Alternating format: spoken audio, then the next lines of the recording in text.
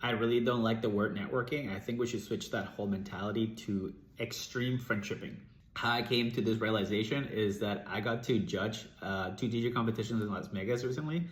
I went to a place called Evil Pie, which was in downtown Las Vegas, close to Fremont Street.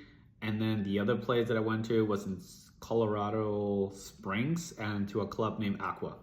Now, why I think this is really cool and why this is relevant to the whole story is because when I'm in Canada, whenever I go to a store and I want to pay for something, most of the time it's like grab my stuff, go to the cashier.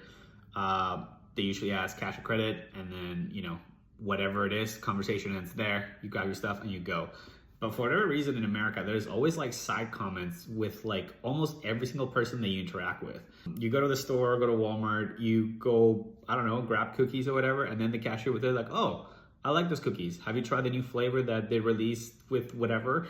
And then you're kind of like, yeah, I haven't tried those ones, but the next time I check it, it's like, yeah, man, like if you tried those ones with like, I don't know, some other thing, they'd be really good.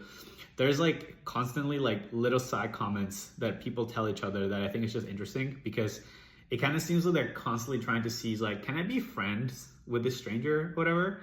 And that doesn't really happen in Canada, or at least in Vancouver, where I'm from, where like, I guess we're a little bit more reserved and everybody has like their own little friend groups or whatever. But in America, it just feels like you're constantly trying to see if you can meet more people or whatever.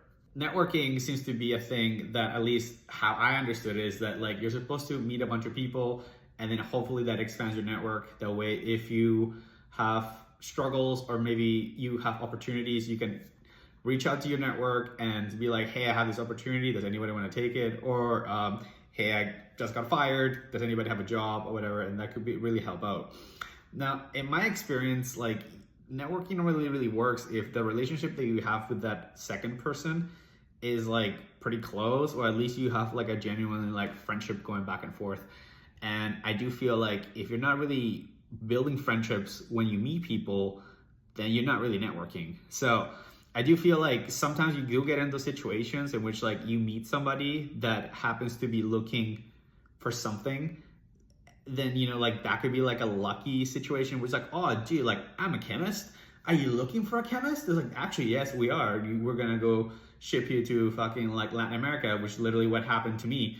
I went to like a barbecue and then met the COO of a company, and then he told me that they're looking for people that I want to do like their practice in the chemistry, and I got shipped out to a mine in Mexico for like 3 months. So I feel like those situations are rare and it doesn't really happen very often. And obviously if I didn't speak up about like me looking for a job, I wouldn't have gotten that opportunity. But I feel like how Americans do it is because they're constantly throwing all these like side